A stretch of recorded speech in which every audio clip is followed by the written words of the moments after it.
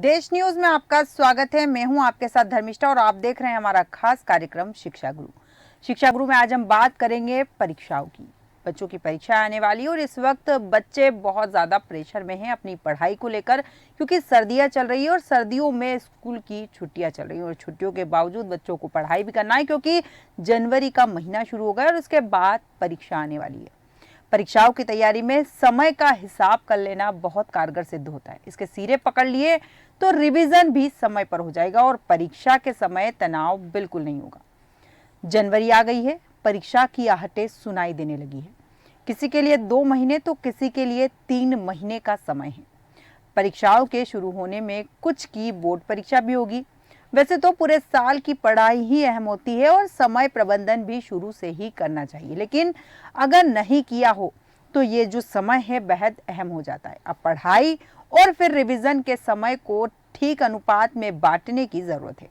जी हाँ, परीक्षा के पहले तक केवल पढ़ते नहीं रहना है, रिवीजन भी कम से कम 2 दौर हो जानी चाहिए, तभी तो समझा और याद किया पक्का हो जाएगा।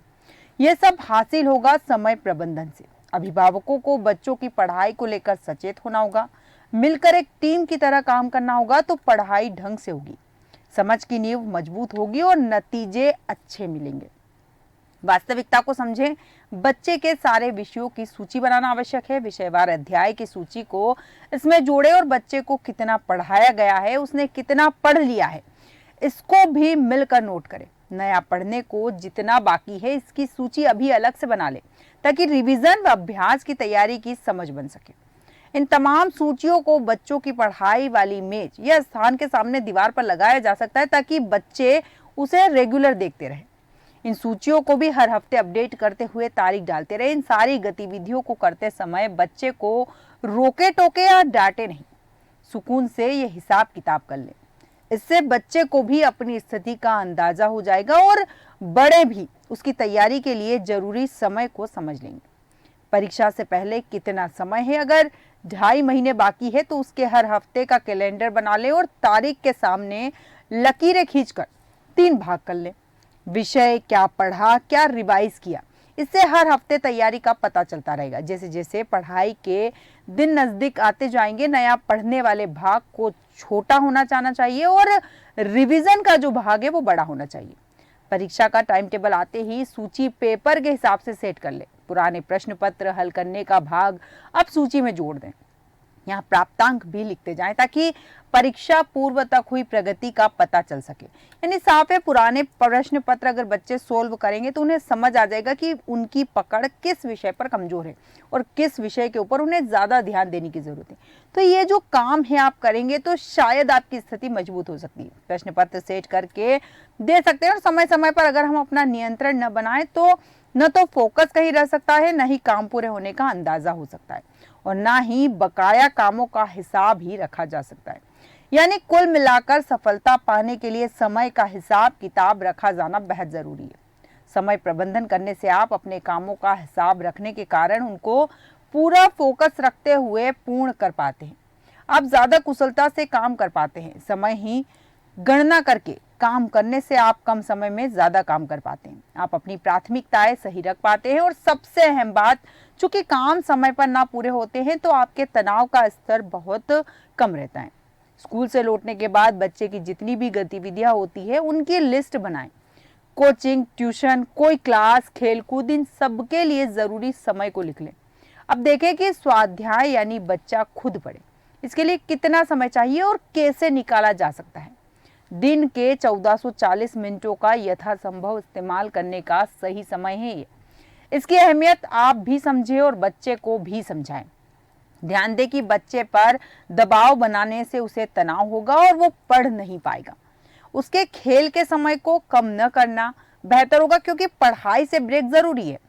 समय कम कर सकती है ताकि वो थक कर ना आए। इस बात का उसे भी एहसास कराएं कि सही समय पर खाने और सोने के नियमों का पालन करें, लेकिन नियमित पढ़ाई से गुरेज हरगिज न करने दें। यानी कि पढ़ाई तो रेगुलर करनी है, लेकिन पढ़ाई के साथ साथ ये भी समझना है कि खेल कूद भी आवश्यक है। बड़ा सवाल यहाँ ये उठता है कि अगर आप केवल पढ़ाई करवा रहे हैं बच्चों को और बच्चों को डरा कर पढ़ाई करवा रहे हैं तो बच्चा उतने अच्छे से नहीं पढ़ पाएगा।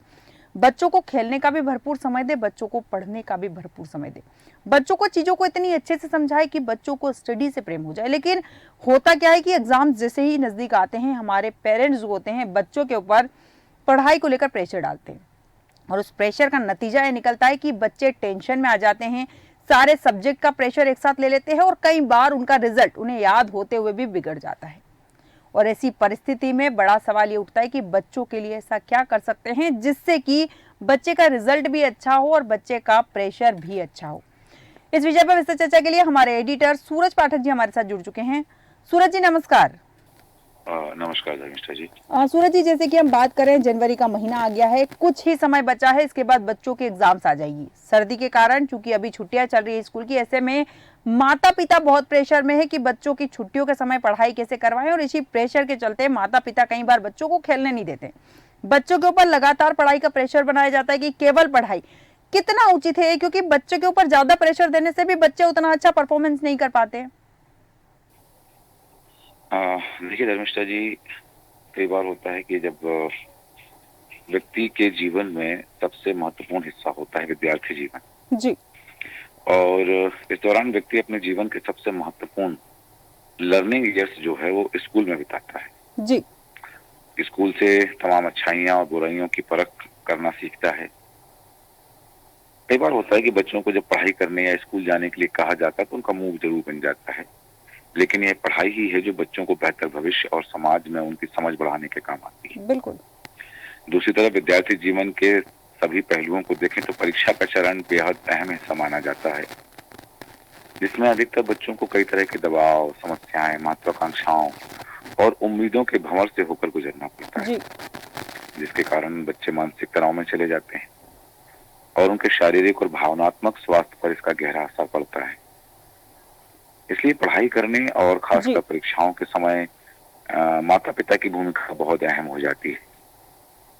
इस समय माता पिता होते हैं उनको एक शासक की तरह व्यवहार नहीं करना चाहिए, बल्कि बच्चे से मित्र की तरह व्यवहार करना। बिल्कुल।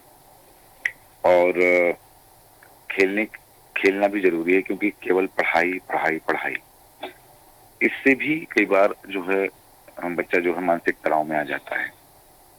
तो एक उचित समय पर उसके लिए खेलना, मनोरंजन भी आवश्यक है और आराम भी आवश्यक है। बिल्कुल।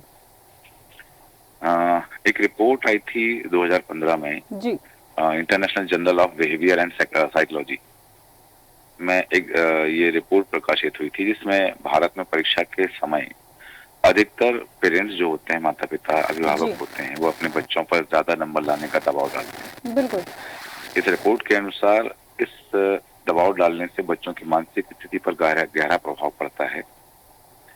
और यह जो जर्नल था, इस रिसर्च में, इस शोध में 13 से 16 वर्ष की आयु के बच्चों का पर शोध किया गया था, इसमें लगभग 66% छात्रों का मानना था कि परीक्षा के समय उनके माता पिता का व्यवहार बहुत स्ट्रिक्ट हो जाता है, लेकिन वो उनकी परीक्षा के परिणामों में उतना सुधार नहीं ला पाता है।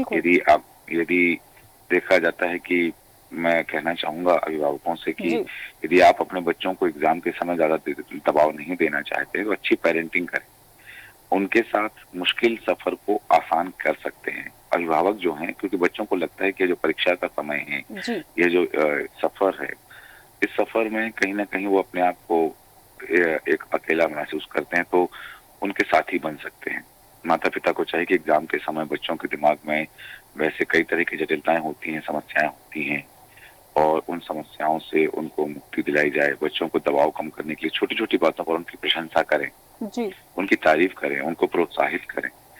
तो ऐसा करने से बच्चों में जोश आएगा और नए जोश के साथ वो पढ़ाई करेंगे। बिल्कुल। कई बार होता है कि बच्चा पढ़ाई कर रहा है और उसके सामने माता पिता, अभिभावक या परिवार के अन्य सदस्य जो हैं वो फोन पर अपने रिश्तेदारों से या दोस्तों से बात कर रहे होते हैं।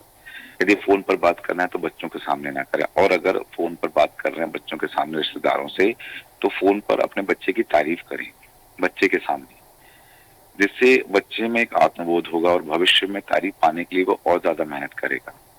शब्दों का चयन जो करना चाहिए अभिभावकों को बहुत सोच समझ कर करना चाहिए। बिल्कुल। अपने बच्चे की कभी किसी से तुलना नहीं करना चाहिए। कई बार कहा जाता है, देखा जाता है, आमतौर पर देखने में आता है कि अभिभावक तुम कुछ नहीं कर रहे हो, देखो उनका बच्चा ऐसा कर रहा है, उनके बच्चे के इतने अंक आए थे पिछले बार, वो ऐसा पढ़ाई करता है, वो ऐसे मेहनत करता है। कभी बिल्कुल तुलना नहीं करनी चाहिए।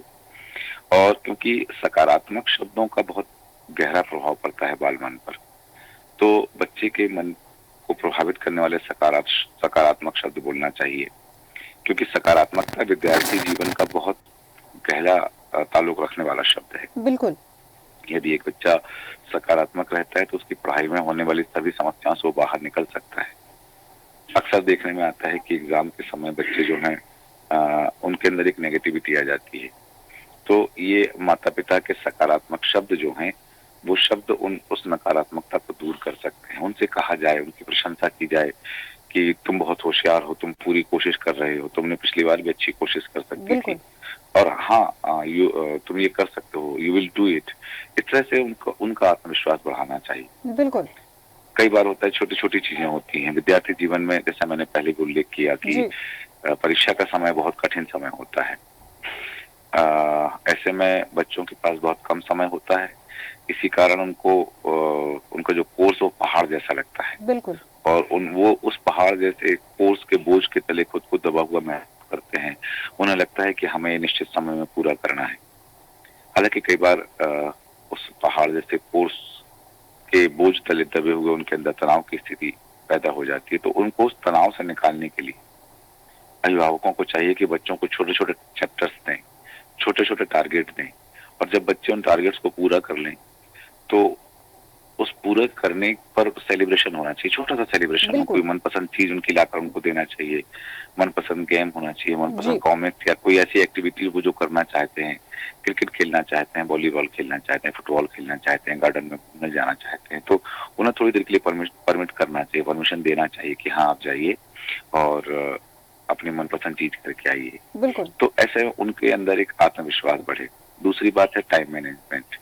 ये एक सबसे बेहद मुद्दा है एग्जाम के समय, परीक्षा के समय, टाइम मैनेजमेंट जी। क्योंकि टाइम मैनेजमेंट एक ऐसी चीज है जिसके कारण बच्चों के मन से दबाव कम किया जा सकता है। बिल्कुल बच्चा यदि सही तरीके से पढ़ाई कर रहा है तो अभिभावकों को उससे मदद करना चाहिए, उसके समय का सदुपयोग करना चाहिए और सदुपयोग करने में मदद करनी चाहिए।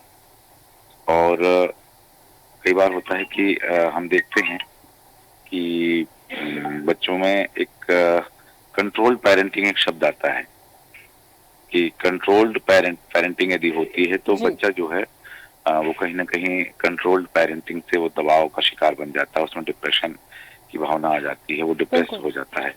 तो ये जो कंट्रोल्ड पेरेंटिंग है, इस बात को कहीं ना कहीं दूर रखना चाहिए। और एक बात यहाँ पर कि क्योंकि मैंने जैसा कहा कि एग्जाम के समय हर किसी को डर लगता है जी। चाहे वो छोटा बच्चा हो या बड़ा हो, और डर सभी को लगता है और सभी परीक्षा से घबराते हैं, लेकिन उस घबराहट को केवल और केवल अभिभावक दूर कर सकते हैं। बिल्कुल जी धर्मिष्ठा जी, बिल्कुल सूरज जी सही कहा कि घबराहट और उनके जो तनाव है वो माता पिता दूर कर सकते हैं। लेकिन सूरज जी यहाँ देखने में आता है कि बच्चों से ज्यादा तनाव में माता पिता रहते हैं कि हमारा बच्चा कम नंबर लाएगा या हमारा बच्चा कितने नंबर आएगा, और उसी तनाव के चलते वो बच्चे को भी तनाव में ले आते हैं, उस पर लगातार प्रेशर बनाते हैं कि अच्छे नंबर लेके आना है, तुम पढ़ाई करो। मतलब बच्चे को थोड़ी देर के लिए खेलने भी नहीं देते हैं। पेरेंट्स ये सोचते हैं कि बच्चा कंटिन्यू अगर किताब में लगा रहेगा, किताब खोल कर बैठा रहेगा तो वो कुछ ना कुछ पढ़ेगा और बहुत अच्छे नंबर लेके आएगा। तो ये जो तनाव रहता है एक्चुअल में रहता माता पिता के ऊपर है, लेकिन वो जो तनाव का प्रेशर है वो बच्चों पे डाल देते हैं। निश्चित रूप से मैं यहाँ कुछ बातें जरूर बताना चाहूंगा जी। इस कार्यक्रम को जो अभिभावक देख रहे हैं वो इसे टिप से समझ सकते हैं। कई बार होता है कि एग्जाम के समय जैसा आपने कहा कि तनाव पेरेंट्स पर होता है कि बच्चा ज्यादा नंबर लेकर आओ, ये तनाव ट्रांसफर कर देते हैं बच्चे पर जी। तो इन चीजों को विशेष ध्यान रखा जाए। कई बार होता है कि ऑनलाइन पढ़ाई करते हैं बच्चे, बिल्कुल, और ऑनलाइन पढ़ाई करने में सबसे ज्यादा नुकसान जो होता है वो लिखने की स्पीड का होता है। बिल्कुल, क्योंकि बच्चे जब क्लास में नोट्स बनाते हैं तो वो लिखते जाते हैं, लेकिन जब वो ऑनलाइन पढ़ाई कर रहे होते हैं तो लिखने की स्पीड नहीं रहती उनमें। बिल्कुल। तो अच्छा, एक चीज और है कि क्लास में, स्कूल्स में जब होमवर्क दिया जाता है तो वो भी इसलिए दिया जाता था कि घर पे जो है लिखने की प्रैक्टिस वो करते रहें। और यदि ऐसा है कि ऑनलाइन पढ़ाई करने के कारण बच्चों में लिखने की स्पीड कम हो गई है, लिखने की आदत छूट गई है, जी। तो सबसे बड़ी बात होती है कि पेपर लिखते समय स्पीड अच्छी होना चाहिए ताकि पेपर पूरा हो सके। तो उसका अभ्यास कराएं, बच्चों को प्रैक्टिस कराएं घर पर कि उन्होंने जो याद किया है वो लिखें, क्योंकि लिखने से दो चीजें होंगी, एक तो उनके हैंडराइटिंग में सुधार आएगा बिल्कुल। और दूसरा ये होगा कि उन्होंने जो कुछ याद किया है वो उन्हें और अच्छे से याद हो जाएगा। बिल्कुल।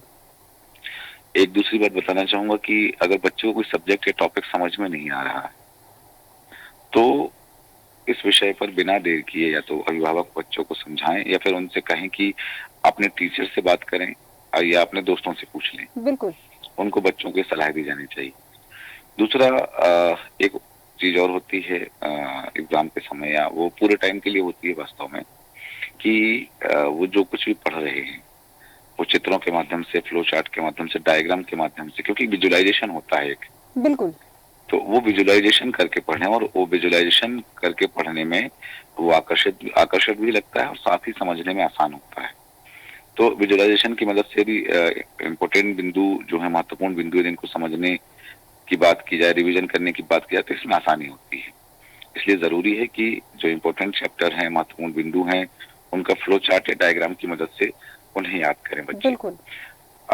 एक और बात है कि बच्चों की एग्जाम की तैयारी के लिए रूटीन का पालन करने में अभिभावकों को मदद करना चाहिए कि उन्हें कितने बजे ट्यूशन जाना है, कितने बजे स्कूल जाना है, कितने बजे खाना खाना है, और हर चीज का एक टाइम टेबल बनाया जाना चाहिए और उस टाइम टेबल के हिसाब से उनको करना चाहिए। और ये नहीं सोचना चाहिए कि जब एग्जाम सर पर आ जाएंगे तब पढ़ाई करना है। बिल्कुल।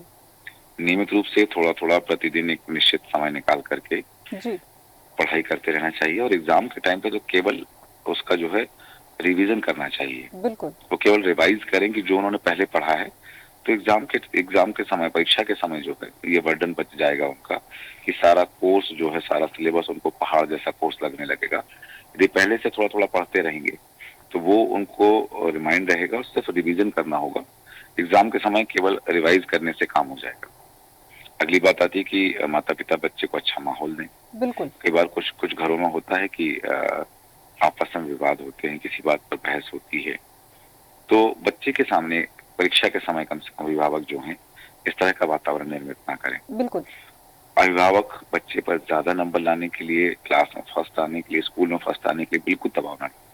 बस वो यही कहें कि तुम बहुत अच्छा कर रहे हो, अच्छी मेहनत कर रहे हो, थोड़े से और प्रयास करो तो तुम और बेहतर कर सकते हो। बस उस पर दबाव ना डालें बिल्कुल। और उसे मोटिवेट करते रहें, उसे कहानियां सुनाएं। और जो दूसरी मोटिवेशनल स्टोरीज हैं जिन्होंने स्ट्रगल किया है अपनी लाइफ में और स्ट्रगल करने के बाद में अपने जीवन में उन्होंने सफलताएं प्राप्त की हैं, ऐसे लोगों की स्टोरीज सुनाएं उन्हें। बिल्कुल। ये स्ट्रगल करके लोगों ने बड़े बड़े मकाम हासिल किए हैं। और बच्चों से हमेशा पढ़ाई की ही बातें ना करें। कई बार पढ़ाई के बाद थोड़ा सा रिलैक्सेशन का टाइम हो, रेस्ट का टाइम हो, तो इधर उधर की बातें करें, हल्की फुल्की बातें करें। ये भी बच्चे के मन पर बहुत असर डालता है। बिल्कुल। और इन सब चीजों से यदि पढ़ाई पढ़ाई पढ़ाई की बात करेंगे तो कई बार होता है कि बच्चे को जो चीज समझ में नहीं आ रही है वो अभिभावकों के सामने नहीं रख पाता है। बिल्कुल। लेकिन पढ़ाई के अलावा जब हल्की फुल्की बातें करेंगे, थोड़ा सा हंसी मजाक के गॉसिप करेंगे, तो बच्चा अपनी बात खोल के पेरेंट्स के सामने रख पाएगा। बिल्कुल। तो पता लग सकेगा कि बच्चे को कहाँ प्रॉब्लम आ रही है और उसे कैसे सॉल्व करना है। बिल्कुल। एक बात और है कि बच्चे को बाहर लेकर जाना चाहिए, क्योंकि एग्जाम के समय बच्चे पढ़ते पढ़ते बोर हो जाते हैं। तो थोड़ा बहुत उनको बाहर लेकर जाएं, उन्हें थोड़ा सा चेंज की जरूरत होती है, बोरियत दूर करने की जरूरत होती है। तो बहुत दूर नहीं, आसपास ही कहीं घुमाने के लिए बच्चों को लेकर के जाएं ताकि उनका मूड फ्रेश हो सके। बिल्कुल। और बच्चे को हार और जीत के बारे में समझाना बहुत जरूरी है। कई बार होता है कि बच्चे हार के डर से पढ़ना छोड़ देते हैं कि ये मुझे समझ नहीं आ रहा, मेरा कोर्स कंप्लीट नहीं हुआ, मेरा चैप्टर कंप्लीट नहीं हुआ, तो मैं हार जाऊंगा, मैं फेल हो जाऊंगा। तो ये जो चीजें होती हैं, बच्चों को हार और जीत के बारे में बताएं कि हारता वह नहीं है जिसने खेला ही ना हो। बिल्कुल। क्योंकि यदि बच्चे ने एग्जाम देने से ही मना कर दिया कि मेरा कोर्स कंप्लीट नहीं है, तो वो हार और जीत का खेल के उदाहरण दे करके, खेल के मैदान के उदाहरण दे करके बच्चों को समझाए कि यदि तुम खेल कर हारे तो भी तुम जीते हुए माने जाओगे, बिल्कुल। और यदि बिना खेले हार गए तो ये जो चीज है ये तुम्हारी पहले से हार तय कर देती है। बिल्कुल। साथ ही अभिभावकों को चाहिए कि यदि किसी विषय पर, किसी टॉपिक पर बच्चे को परेशानी हो रही है तो बच्चे के टीचर से नियमित रूप से संपर्क करें। बिल्कुल। कई बार होता है कि परीक्षाओं की तैयारी में खाने पीने का, कपड़ों का, हाइजीन का, साफ सफाई का ध्यान नहीं दे पाते हैं, तो उस समय डाइट भी लेना बहुत जरूरी है। फुल डाइट लें, रोज नहाएं, साफ सफाई से रहें, वो वातावरण का भी ध्यान रखें। जी। एक और महत्वपूर्ण बात बताना चाहूंगा धर्मिष्ठा जी कि परीक्षा के समय पूरी नींद लेना बहुत जरूरी। कई बार होता है कि पूरी आधी रात से ज्यादा पढ़ रहे हैं, सुबह जल्दी उठ के पढ़ रहे हैं, तो नींद पूरी नहीं हो पाती है। पूरी नींद लेना बहुत जरूरी है। यदि पूरी नींद लेंगे तो मस्तिष्क को आराम मिलेगा और ध्यान लगाने और याद करने में परेशानी नहीं होगी। बिल्कुल। इसलिए इस बात का विशेष ध्यान रखा जाए कि परीक्षा के समय बच्चों को पूरी नींद लेने के लिए अभिभावक इस बात का ध्यान रखें कि बच्चों को पूरी नींद मिलनी चाहिए। बिल्कुल। साथ ही हर संभव कोशिश करें कि जब बच्चा परीक्षा की तैयारी कर रहा है तो घर पर पढ़ाई के लिए उचित माहौल बने। जैसे कि जब बच्चे पढ़ रहे हों तो उस समय घर पे टीवी बंद रहे, मेहमानों का आना जाना उस समय उस दौरान कम रहे। इन बातों का विशेष ध्यान रखा जाना चाहिए। जी धर्मिष्ठा जी। बिल्कुल सूरज जी, सही कहा आपने कि छोटी छोटी चीजों से बच्चों के दिमाग से जो प्रेशर है, जो तनाव है, इसे कम किया जा सकता है। इसमें सबसे महत्वपूर्ण भूमिका बच्चों के माता पिता और शिक्षक की होती है। एक बहुत अच्छी बात कही आपने कि खेल के हारना ठीक है, बजाय इसके कि बिना खेले बच्चों का हार मान लेना, और ये चीजें माता पिता को बच्चों को समझाना चाहिए। तमाम जानकारी के लिए हमारे साथ विस्तृत चर्चा में शामिल होने के लिए बहुत बहुत धन्यवाद आपका। माता पिता को ध्यान देना चाहिए कि बच्चे पर दबाव बनाने से उसे तनाव होगा और वो पढ़ नहीं पाएगा। उसके खेल के समय को कम न करना बेहतर होगा, क्योंकि पढ़ाई से ब्रेक जरूरी है। समय कम कर सकते हैं ताकि वो थक कर ना आए। इस बात का उसे भी एहसास कराएं और सही समय पर खाने और सोने के नियमों का पालन करना उसे बताएं। लेकिन नियमित पढ़ाई से गुरेज हरगिज न करें। बच्चों को समझाएं कि उनके लिए पढ़ाई जरूरी है, लेकिन प्रेशर बनाना माता पिता के लिए गलत हो सकता है और बच्चे इससे हार मान सकते हैं लड़े बिना। हमारे आज के खास कार्यक्रम में फिलहाल इतना ही। बने रहिए देश न्यूज के साथ।